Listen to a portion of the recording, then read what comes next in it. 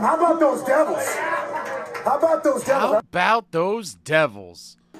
Welcome back, Devils fans. It is your host, Ace, here on Running with the Devils, where we are talking New Jersey Devils hockey all year long. Please hit that subscribe button, smash the like, share with a friend. Thank you very much. And your New Jersey Devils return home for a massive game, a pre-playoff war, coming in hot off of the 3-1 victory over the Philadelphia Flyers on Sunday. Your New Jersey Devils hosting the Columbus Blue Jackets at the Rock. A massive, massive one. The Blue Jackets coming into the game just 4 points behind the New Jersey Devils with 2 games in hand. And the New Jersey Devils did not disappoint, beating the Blue Jackets by a score of 5-3. I must ask, I must know. Are you not entertained? Are you not entertained? Are you not entertained? Wow, guys. I was in attendance for this one live, and let me tell you, the boys did not disappoint. So much to get to. Let's get to the game. First period, Devils buzzing on the power play. Timo rings one off the post. Devils maintain possession, get it back to the point. Luke gets it to Bratt. Bratt passes to Nico down low, and he deflects it into the back of the net. He's pretty, and he lives in Jersey City, number 13, Nico Hischier. Nico Hischier gets his 27th on the power play at 6:37, assisted by Jesper, Bratt, and Luke Hughes, giving the New Jersey Devils a 1-0 lead, and the arena was feeling it. The Rock was rocking. Ruckus crowd when Nico put that one in.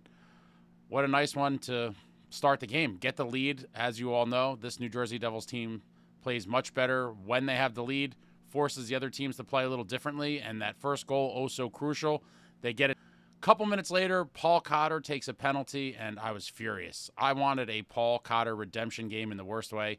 After being scratched in the Philly game, I was looking for a big one out of Cotter, and early on we get a penalty, and I was super pissed. But that anger turned to jubilation. He comes out of the box after serving the penalty. Blue Jackets take a shot that's blocked. Cotter picks it up in the D zone and turns on the Jets, comes flying up the ice, and comes in all alone on Merzlikins. Puts it on his backhand through the wickets, right through the legs of Merzlikins. A little 5-hole special at 10:49. Paulie. Yo, Paulie. Hey, yo, Paulie. Yo, Paulie. Paul Cotter at 10:49, his 14th of the season, unassisted, giving your New Jersey Devils a 2-0 lead. And what a beautiful play, and what a beautiful redemption by Paul Cotter. He just looked like he got shot out of a cannon, comes flying up with the speed, finishes it off. And we all know how good he is in tight with those hands. Those silky, silky mitts on Paul Cotter. 2-0 lead for the Devils. And at that juncture, I was like, oh, baby. Is this going to be one of those games where we just kind of coast to an easy victory? Or are the Blue Jackets going to make it interesting? Devils struck again. Later on in the period, Cody Glass enters the O-zone with the puck. He throws a beautiful backhand pass to Bratt in front. Zach Werenski gets a little piece of it, but not enough, and it sits there, and Bratt just fires it right into the net. Jesper, Bratt, tit-a-tat, where my boy at? Where my boy at? Jesper Bratt gets his 18th of the season at 18:51, assisted by Cody Glass, giving the Devils the 3-0 lead, and that is how the period would end, and boy, oh boy. 3-0 after one, I was feeling it. I was like, pedal to the metal, let's kill these guys. I was jacked. I was looking for just an absolute domination, looking for the Devils to come out hot, come out flying in that first period, and did they ever. 3-0 lead after one. We get to the second, and this is where Columbus makes a little push. Matachuk fires a wrister from the point, and Olivier gets a nice deflection in front, beating Markey. Never had a chance on that one.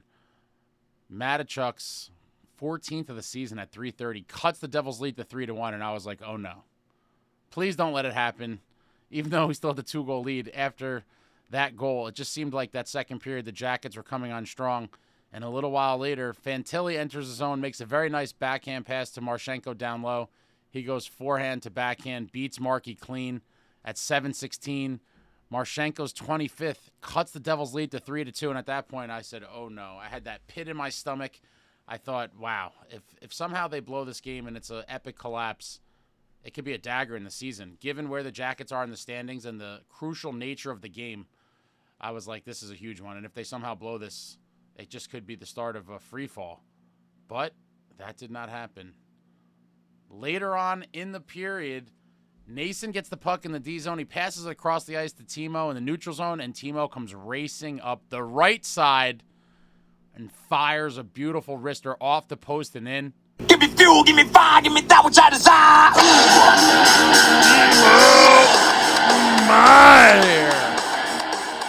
Timo Meier's 18th of the season at 16:49, assisted by Nason and Dumoulin, gives the Devils the 4-2 lead, and the Rock erupted for my man Timo. The march of Meier continues.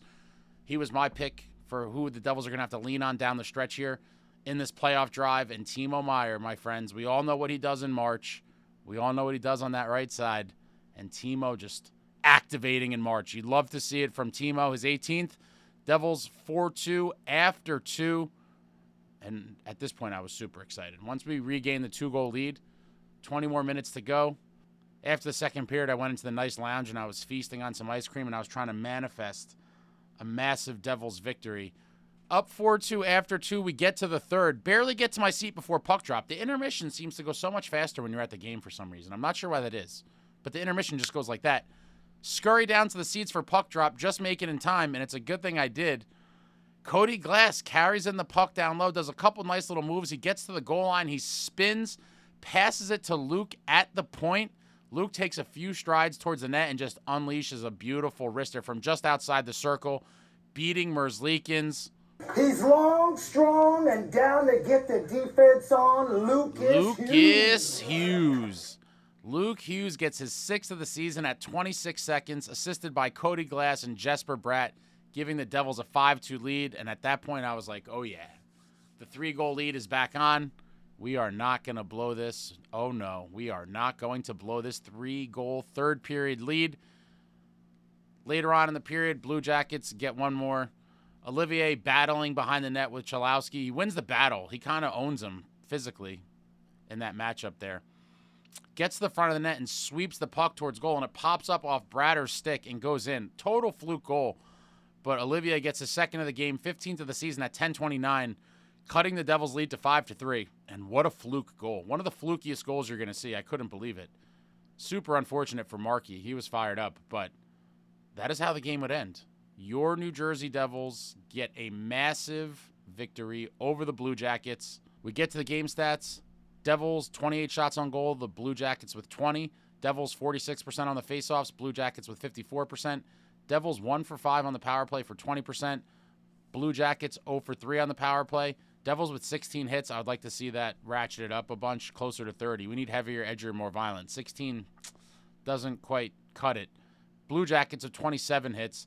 Devils 13 block shots, Blue Jackets with 14 block shots, Devils with 11 giveaways, the Blue Jackets with 10 giveaways, Devils with 2 takeaways, and the Blue Jackets with 2 takeaways. And that is all she wrote, my friends. The Devils get 5 different goal scorers. The 3 big dogs, Nico, Timo, Jesper Bratt, and then we get secondary scoring from Paul Cotter and 1 from the blue line and Luke Hughes. And what a victory. What a victory indeed. The Devils, guys, this new-look Devils, slightly new-look Devils, starting to gel, maybe at the right time, maybe put a little streak together. They've now won back-to-back games and for the first time in what seems like forever, starting to embrace that playoff grind-type hockey, and they're going to need to do this to win. Down the stretch for these next 16 games and well into the playoffs. Goals are not going to be easy to come by. Obviously, without Jack Hughes, they're going to have to play a little bit different brand of hockey. And so far, so good. We are now winners of our last 2. Looking at another massive matchup Thursday night at The Rock against Connor McDavid and the Edmonton Oilers, and that is going to be a big test. The Oilers are a very good team. They're coming off a loss. The Devils desperately need points, need to continue to put distance between themselves and everyone trying to catch us. And wow. Wow, oh wow. Through 66 games, the Devils at 76 points. The Blue Jackets through 64 games at 70 points. So they have 2 games in hand. Even if they won both of their games in hand, they would still be 2 points behind the Devils. And then right there, the Rangers through 65 games are at 68 points. I think the Rangers are probably going to slip out of it, but I do think the Blue Jackets are a real threat. We do not want to lose that 3rd spot in the Metro and fall into the wild card bloodbath, because it is a bloodbath. Want no part of that. Got to hold on to this third spot in the Metro.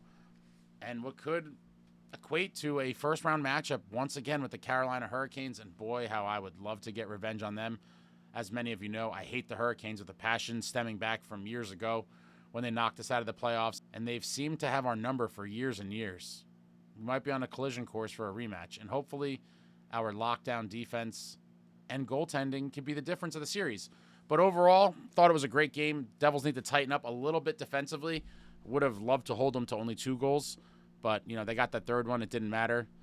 Devils aren't going to score 5 every night. A little bit uncharacteristic as of late, but you'd love to see it. Cody Glass, 3 points through his first 2 games as a New Jersey Devil. Looking like he's going to be a contributor in this bottom 6. And we just got to keep riding the wave, guys. The roller coaster season of your New Jersey Devils continues on. It's been a fun ride. I wish it wasn't this tight. I wish we were much higher in the standings like we were, at that Christmas break. But everything happens for a reason. The team slid a little bit, and here we are. Here we are being forced to play playoff hockey in March. And sometimes that could be the best thing for a team. Sometimes it is. If this group comes together, embraces this new brand of hockey, they got to. Everyone's got to pick up their game, get in on the forecheck, try to get cycles going, try to get some greasy goals. They're not all going to be pretty, and just try to find different ways to manufacture offense. And with this amazing defense and goaltending that the Devils have, I really do believe, as delusional as some of you may believe I am, when you could hold your opponent to 2 goals or less in a lot of games, which this Devils group is capable of doing, you give yourself a damn good chance of winning hockey games. 2-1 and 3-2 games is going to have to be the Devils' bread and butter down the stretch. And obviously, once the playoffs start, as you all know, the ice shrinks. You don't have as much time or space to make moves, and goal scoring is at a premium. And it's a physical war. Hopefully this team can start gelling, can start thriving in this type of environment, and go on a magical run for all of us. Your boy Ace would love nothing more than for this team to get in the playoffs, win a first-round matchup against most likely the Canes, and then get to the second round and see what could happen. Anything can happen. Why not us? Again, especially with the defense and Markey. I believe in this group, guys. I really do. A lot of you have been down on the team. I get it. I was down a little bit after the deadline, obviously. I was expecting a little bit more, but this is the group we have. We still have plenty of talent. As I've said, we are not a one-man team. We are not the New Jersey Jack Hughes. This is the New Jersey Devils. You play for the logo on the crest of the jersey on the front of the jersey, not the name on the back. And this group is going to come together without Jack Hughes. They have no other choice. The New Jersey Devils got to embrace old school New Jersey Devils hockey, the dynasty days, the glory years, predicated on a strong defense, a strong goaltender, and just finding ways to win and thriving in playoff battles. That is what this group needs to do, and I think they're capable of it. I really do. But even without Jack, the lineup is still pretty loaded, guys. Jesper, Bratt, Nico Hischier, Timo, Meier, Luke Hughes. I mean, the talent is there. The talent is there, and I believe, but I am super jacked about this win. This one was massive. Biggest regular season game in years. I honestly can't even think what the most recent game, regular season I'm speaking of, obviously, the most recent game that was anywhere near this magnitude. It's been years and years. I'd have to really think about it and comb through. Massive 2 points. A 4-point swing prevented the Blue Jackets from getting points, and I'm stoked. Thursday night is going to be huge. But let me know what you guys thought about this game in the comments. Anything, everything Devils hockey, throw it out there in the comments. I enjoy talking to all of you. If you're newer to the channel, poke around. There's a bunch of interesting videos from the last couple weeks or so. Poke around on the lives. I did an interesting roundtable with a bunch of other Devils media / content creators, whatever you want to call them. That was very interesting. Had a good time doing that, so check that out. I'll put the link in the description. If you want to go to the interview playlist, if you're interested in seeing some player interviews I've done in the past few months or so, well, we have some of that on there. And I'm always in the lab cooking up, working on some new stuff. Always got some projects in the hopper, lots of cool stuff coming out in the next couple weeks. But I'm jacked, guys. This is it. This is the home stretch. 16 more games. Got to get in the playoffs. And once that happens, you just got to get in. Anything can happen. Why not us? If we get in the dance, we just got to qualify for the tournament, guys. Jacob Markstrom, hopefully, he's looked a little, I'm not going to say shaky, but a little bit of rust he's working through. You have to understand he was injured. He didn't play for 5 weeks or so, and I think he's trying to get his footing back. But if he could get back to form and look like the guy we saw in December and January, this New Jersey Devils team is going to be a very tough out in the playoffs, and many teams are not going to want to see us. Oh, no, my friends, they will not want to see us. But throw it all out there. I'll be back soon.